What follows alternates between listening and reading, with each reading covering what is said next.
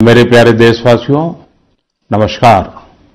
Corona के प्रभाव से हमारी मन की बात भी अछूती नहीं रही है। जब मैंने पिछली बार आपसे मन की बात की थी, तब पैसेंजर ट्रेनें बंद थी, बसें बंद थी, हवाई सेवा बंद थी। इस बार बहुत कुछ खुल चुका है।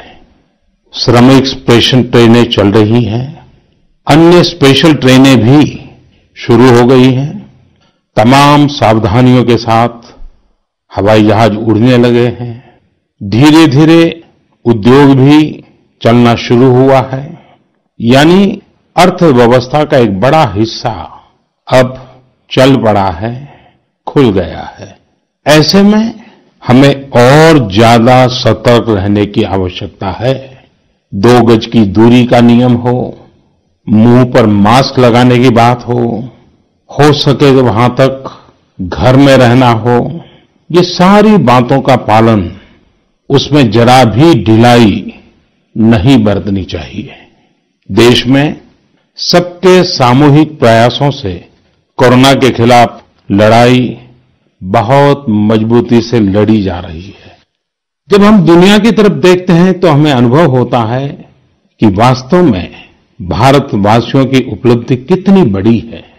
हमारी जनसंख्या ज्यादातर देशों से कई गुना ज्यादा है। हमारे देश में चुनौतियां भी भिन्न प्रकार की हैं, लेकिन फिर भी हमारे देश में कोरोना उतनी तेजी से नहीं फैल पाया जितना दुनिया के अन्य देशों में फैला। कोरोना से होने वाली मृत्यु दर भी हमारे देश में काफी कम है। जो नुकसान हुआ है उसका दुख हम सबको है, लेकिन जो कुछ भी हम बचा पाए हैं वो निश्चित तौर पर देश की सामूहिक संकल्प शक्ति का ही परिणाम है। इतने बड़े देश में हर एक देशवासी ने खुद इस लड़ाई को लड़ने की ठानी है। ये पूरी मुहिम पीपल ड्रिवन है। साथियों, देशवासियों की संकल्प शक्ति के साथ एक और शक्ति इस लड़ाई में हमारी सबसे बड़ी ताकत है, वो है देशवासियों की सेवा शक्ति। वास्तव में इस महामारी के समय हम भारतवासियों ने ये दिखा दिया है कि सेवा और त्याग का हमारा विचार केवल हमारा आदर्श नहीं है, बल्कि भारत की जीवन पद्धति है। और हमारे यहां तो कहा गया है, सेवा परमो धर्मः। सेवा स्वयं में सुख है, सेवा में ही संतोष है। आपने देखा होगा कि दूसरों की सेवा में लगे व्यक्ति के जीवन में कोई डिप्रेशन या तनाव कभी नहीं दिखता। उसके जीवन में, जीवन को लेकर उसके नजरिए में भरपूर आत्मविश्वास, सकारात्मकता और जीवंतता प्रतिपल नजर आती है। साथियों, हमारे डॉक्टर्स, नर्सिंग स्टाफ, सफाई कर्मी, पुलिसकर्मी, मीडिया के साथी, ये सब जो सेवा कर रहे हैं, उसकी चर्चा मैंने कई बार की है। मन की बात में भी मैंने उसका जिक्र किया है। सेवा में अपना सब कुछ समर्पित कर देने वाले लोगों की संख्या अनगिनत है। ऐसे ही एक सज्जन है तमिलनाडु के सी मोहन। सी मोहन जी मदुरई में एक सैलून चलाते हैं। अपनी मेहनत की कमाई से इन्होंने अपनी बेटी की पढ़ाई के लिए 5 लाख रुपए बचाए थे, लेकिन इन्होंने ये पूरी राशि इस समय जरूरतमंदों, गरीबों की सेवा के लिए खर्च कर दी। इसी तरह अगरतला में ठेला चलाकर जीवन यापन करने वाले गौतम दास जी अपनी रोजमर्रा की कमाई की बचत में से हर रोज दाल चावल खरीदकर जरूरतमंदों को खाना खिला रहे हैं। पंजाब के पठानकोट से भी एक ऐसा ही उदाहरण मुझे पता चला। यहां दिव्यांग भाई राजू ने दूसरों की मदद से जोड़ी गई छोटी सी पूंजी से 3000 से अधिक मास्क बनवाकर लोगों में बांटे। भाई राजू ने इस मुश्किल समय में करीब 100 परिवारों के लिए खाने का राशन भी जुटाया। देश के सभी इलाकों से विमेन सेल्फ हेल्प ग्रुप के परिश्रम की भी अनगिनत कहानियां इन दिनों हमारे सामने आ रही है। गांवों में, छोटे कस्बों में हमारी बहनें, बेटियां हर दिन हजारों की संख्या में मास्क बना रही हैं। तमाम सामाजिक संस्थाएं भी इस काम में इनका सहयोग कर रही हैं। साथियों, ऐसे कितने ही उदाहरण हर दिन दिखाई और सुनाई पड़ रहे हैं। कितने ही लोग खुद भी मुझे नमो ऐप और अन्य माध्यमों के जरिए अपने प्रयासों के बारे में बता रहे हैं। कई बार समय की कमी के चलते मैं बहुत से लोगों का, बहुत से संगठनों का, बहुत सी संस्थाओं का नाम नहीं ले पाता हूं। सेवाभाव से लोगों की मदद कर रहे ऐसे सभी लोगों की मैं प्रशंसा करता हूं, उनका आदर करता हूं, उनका तहे दिल से अभिनंदन करता हूं।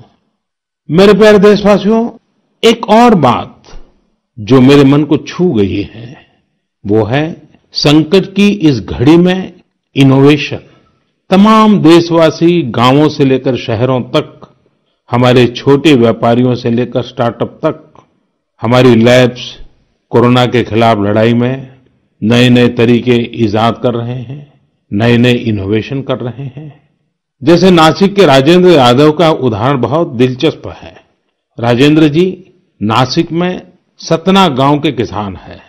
अपने गांव को कोरोना संक्रमण से बचाने के लिए उन्होंने अपने ट्रैक्टर से जोड़कर एक सैनिटाइजेशन मशीन बना ली है और ये इनोवेटिव मशीन बहुत प्रभावी तरीके से काम कर रही है। इसी तरह मैं सोशल मीडिया में कई तस्वीरें देख रहा था। कई दुकानदारों ने 2 गज की दूरी के लिए दुकान में बड़े पाइपलाइन लगा लिए हैं, जिसमें एक छोर से वो ऊपर से सामान डालते हैं और दूसरी छोर से ग्राहक अपना सामान ले लेते हैं। इस दौरान पढ़ाई के क्षेत्र में भी कई अलग अलग इनोवेशन शिक्षकों और छात्रों ने मिलकर किए हैं। ऑनलाइन क्लासेस, वीडियो क्लासेस, उसको भी अलग अलग तरीकों से इनोवेट किया जा रहा है। कोरोना की वैक्सीन पर हमारी लैब्स में जो काम हो रहा है उस पर तो दुनिया भर की नजर है और हम सबकी आशा भी। किसी भी परिस्थिति को बदलने के लिए इच्छा शक्ति के साथ ही बहुत कुछ इनोवेशन पर भी निर्भर करता है। हजारों सालों की मानव जात की यात्रा लगातार इनोवेशन से ही इतने आधुनिक दौर में पहुंची है। इसलिए इस महामारी पर जीत के लिए हमारी ये विशेष इनोवेशंस भी बहुत बड़ा आधार है।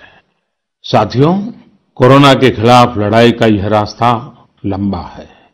एक ऐसी आपदा जिसका पूरी दुनिया के पास कोई इलाज ही नहीं है, जिसका कोई पहले का अनुभव भी नहीं है।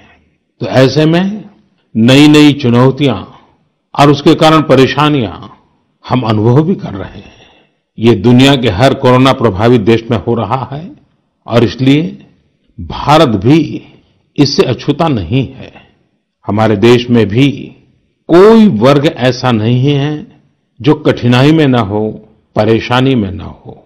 और इस संकट की सबसे बड़ी चोट अगर किसी पर पड़ी है तो हमारे गरीब, मजदूर, श्रमिक वर्ग पर पड़ी है। उनकी तकलीफ, उनका दर्द, उनकी पीड़ा शब्दों में नहीं कही जा सकती।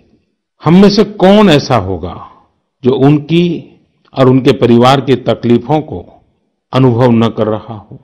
हम सब मिलकर इस तकलीफ को, इस पीड़ा को बांटने का प्रयास कर रहे हैं। पूरा देश प्रयास कर रहा है। हमारे रेलवे के साथी दिन रात लगे हुए हैं। केंद्र हो, राज्य हो, स्थानीय स्वराज की संस्थाएं हो, हर कोई दिन रात मेहनत कर रहे हैं। जिस प्रकार रेलवे के कर्मचारी आज जुटे हुए हैं, वे भी एक प्रकार से अग्रिम पंक्ति में खड़े कोरोना वॉरियर्स ही है। लाखों श्रमिकों को ट्रेनों से और बसों से सुरक्षित ले जाना, उनके खाने पीने की चिंता करना, हर जिले में क्वारंटाइन केंद्रों की व्यवस्था करना, सभी की टेस्टिंग, चेकअप उपचार की व्यवस्था करना, ये सब काम लगातार चल रहे हैं और बहुत बड़ी मात्रा में चल रहे हैं। लेकिन साथियों, जो दृश्य आज हम देख रहे हैं, इससे देश को अतीत में जो कुछ हुआ, उसके अवलोकन और भविष्य के लिए सीखने का अवसर भी मिला है। आज हमारे श्रमिकों की पीड़ा में हम देश के पूर्वी हिस्से की पीड़ा को देख सकते हैं। जिस पूर्वी हिस्से में देश का ग्रोथ इंजन बनने की क्षमता है, जिसके श्रमिकों के बाहुबल में देश को नई ऊंचाई पर ले जाने का सामर्थ्य है, उस पूर्वी हिस्से का विकास बहुत आवश्यक है। पूर्वी भारत के विकास से ही देश का संतुलित आर्थिक विकास संभव है। देश ने जब मुझे सेवा का अवसर दिया, तभी से हमने पूर्वी भारत के विकास को प्राथमिकता दी है। मुझे संतोष है कि बीते वर्षों में इस दिशा में बहुत कुछ हुआ है और अब प्रवासी मजदूरों को देखते हुए बहुत कुछ नए कदम उठाना भी आवश्यक हो गया है और हम लगातार उस दिशा में आगे बढ़ रहे हैं। जैसे कहीं श्रमिकों की स्किल मैपिंग का काम हो रहा है, कहीं स्टार्टअप्स इस काम में जुटे हैं, कहीं माइग्रेशन कमीशन बनाने की बात हो रही है। इसके अलावा केंद्र सरकार ने अभी जो फैसले लिए हैं, उससे भी गांवों में रोजगार, स्वरोजगार, लघु उद्योगों से जुड़ी विशाल संभावनाएं खुली हैं। ये फैसले इन स्थितियों के समाधान के लिए हैं, आत्मनिर्भर भारत के लिए हैं। अगर हमारे गांव आत्मनिर्भर होते, हमारे कस्बे, हमारे जिले, हमारे राज्य आत्मनिर्भर होते, तो अनेक समस्याओं ने वो रूप नहीं लिया होता जिस रूप में वो आज हमारे सामने खड़ी है। लेकिन अंधेरे से रोशनी की ओर बढ़ना मानव स्वभाव है। तमाम चुनौतियों के बीच मुझे खुशी है कि आत्मनिर्भर भारत पर आज देश में व्यापक मंथन शुरू हुआ है। लोगों ने अब इसे अपना अभियान बनाना शुरू किया है।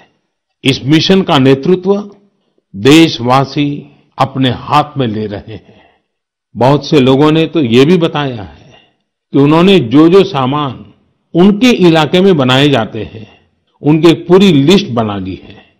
ये लोग अब इन लोकल प्रोडक्ट्स को ही खरीद रहे हैं और वोकल फॉर लोकल को प्रमोट भी कर रहे हैं। मेक इन इंडिया को बढ़ावा मिले, इसके लिए सब कोई अपना अपना संकल्प जता रहा है।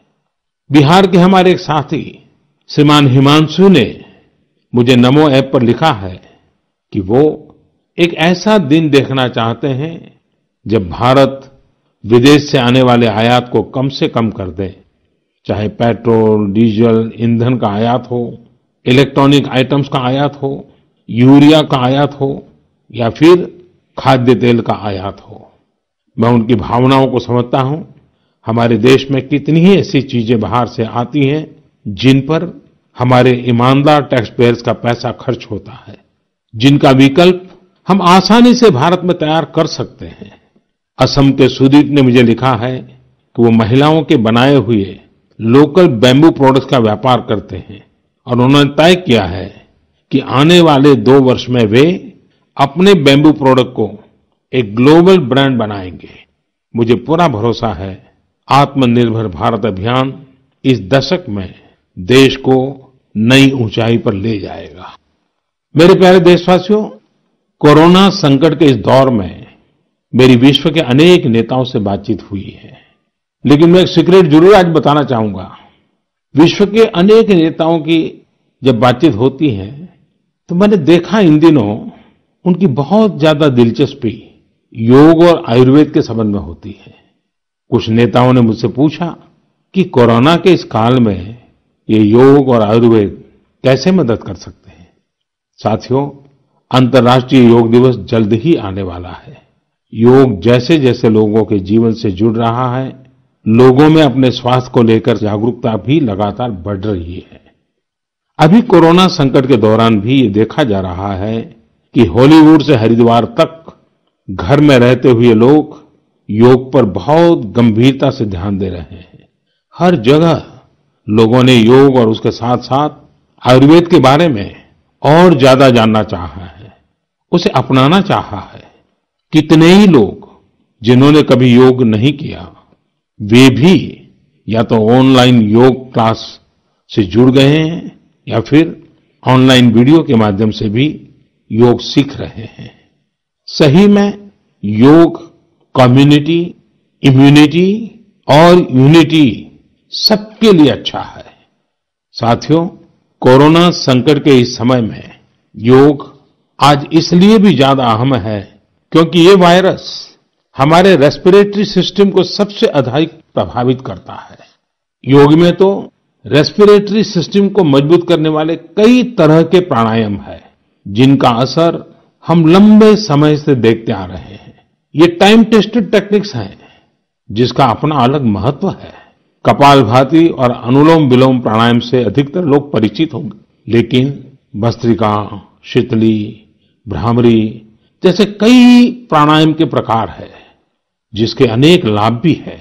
वैसे आपके जीवन में योग को बढ़ाने के लिए आयुष मंत्रालय ने भी इस बार एक अनोखा प्रयोग किया है।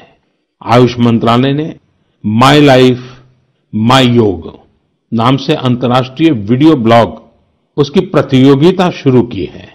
भारत ही नहीं, पूरी दुनिया के लोग इस प्रतियोगिता में हिस्सा ले सकते हैं। इसमें हिस्सा लेने के लिए आपको अपना 3 मिनट का एक वीडियो बना करके अपलोड करना होगा। इस वीडियो में आप जो योग या आसन करते हुए वो करते हुए दिखाना है और योग से आपके जीवन में जो बदलाव आया है उसके बारे में भी बताना है। मेरा आपसे अनुरोध है, आप सभी इस प्रतियोगिता में अवश्य भाग लें और इस नए तरीके से अंतर्राष्ट्रीय योग दिवस में आप हिस्सेदार बनिए। साथियों, हमारे देश में करोड़ों करोड़ गरीब दशकों से एक बहुत बड़ी चिंता में रहते आए हैं। अगर बीमार पड़ गए तो क्या होगा? अपना इलाज कराएं या फिर परिवार के लिए रोटी की चिंता करें? इस तकलीफ को समझते हुए इस चिंता को दूर करने के लिए ही करीब 1.5 साल पहले आयुष्मान भारत योजना शुरू की गई थी। कुछ ही दिन पहले आयुष्मान भारत के लाभार्थियों की संख्या 1 करोड़ के पार हो गई है। 1 करोड़ से ज्यादा मरीज मतलब देश के 1 करोड़ से अधिक परिवारों की सेवा हुई है। 1 करोड़ से ज्यादा मरीज का मतलब क्या होता है मालूम है? 1 करोड़ से ज्यादा मरीज मतलब नॉर्वे जैसा देश, सिंगापुर जैसा देश, उसकी जो टोटल जनसंख्या है उससे 2 गुना लोगों को मुफ्त में इलाज दिया गया है। अगर गरीबों को अस्पताल में भर्ती होने के बाद इलाज के लिए पैसे देने पड़ते, इनका मुफ्त इलाज नहीं हुआ होता, तो उन्हें एक मोटा मोटा अंदाज है करीब करीब 14,000 करोड़ रुपए से भी ज्यादा अपनी जेब से खर्च करने पड़ते हैं। आयुष्मान भारत योजना ने गरीबों के पैसे खर्च होने से बचाए हैं। मैं आयुष्मान भारत के सभी लाभार्थियों के साथ साथ मरीजों का उपचार करने वाले सभी डॉक्टरों, नर्सेज और मेडिकल स्टाफ को भी बधाई देता हूं। आयुष्मान भारत योजना के साथ एक बहुत बड़ी विशेषता पोर्टेबिलिटी की सुविधा भी है। पोर्टेबिलिटी ने देश को एकता के रंग में रंगने में भी मदद की है। यानी बिहार का कोई गरीब अगर चाहे तो उसे कर्नाटका में भी वही सुविधा मिलेगी जो उसे अपने राज्य में मिलती। इसी तरह महाराष्ट्र का कोई गरीब चाहे तो इस इलाज की वही सुविधा तमिलनाडु में मिलती। इस योजना के कारण किसी क्षेत्र में जहां स्वास्थ्य की व्यवस्था कमजोर है, वहां के गरीब को देश के किसी भी कोने में उत्तम इलाज कराने की सहूलियत मिलती है। साथियों, आप ये जानकर हैरान रह जाएंगे कि 1 करोड़ लाभार्थियों में से 80% लाभार्थी देश के ग्रामीण इलाकों के हैं। इनमें भी करीब करीब 50% लाभार्थी हमारी माताएं, बहनें और बेटियां हैं। इन लाभार्थियों में ज्यादातर लोग ऐसी बीमारियों से पीड़ित थे जिनका इलाज सामान्य दवाओं से संभव नहीं था। इनमें से 70% लोगों की सर्जरी की गई है। आप अनुमान लगा सकते हैं कि कितनी बड़ी तकलीफों से इन लोगों को मुक्ति मिली है। मणिपुर के चुराचांदपुर में 6 साल के बच्चे केलेनसांग, उसको भी इसी तरह आयुष्मान योजना से नया जीवन मिला है। केलेनसांग को इतनी छोटी उम्र में ब्रेन की गंभीर बीमारी हो गई। इस बच्चे के पिता दिहाड़ी मजदूर हैं और मां बुनाई का काम करती हैं। ऐसे में बच्चे का इलाज कराना बहुत कठिन हो रहा था, लेकिन आयुष्मान भारत योजना से अब उनके बेटे का मुफ्त इलाज हो गया है। कुछ इसी तरह का अनुभव पुडुचेरी की अमूर्था वल्ली जी का भी है। उनके लिए भी आयुष्मान भारत योजना संकट मोचक बनकर आई है। अमूर्था वल्ली जी के पति की हार्ट अटैक से दुखद मृत्यु हो चुकी है। उनके 27 साल के बेटे जीवा को भी हार्ट की बीमारी थी। डॉक्टर्स ने जीवा के लिए सर्जरी की सलाह दी थी, लेकिन दिहाड़ी मजदूरी करने वाले जीवा के लिए अपने खर्च से इतना बड़ा ऑपरेशन करवाना संभव ही नहीं था। लेकिन अमूर्था वल्ली ने अपने बेटे का आयुष्मान भारत योजना में रजिस्ट्रेशन करवाया और 9 दिनों बाद बेटे जीवा के हार्ट की सर्जरी भी हो गई। साथियों, मैंने आपको सिर्फ 3-4 घटनाओं का जिक्र किया है। आयुष्मान भारत से तो ऐसी 1 करोड़ से अधिक कहानियां जुड़ी हुई है। ये कहानियां जीते जागते इंसानों की हैं।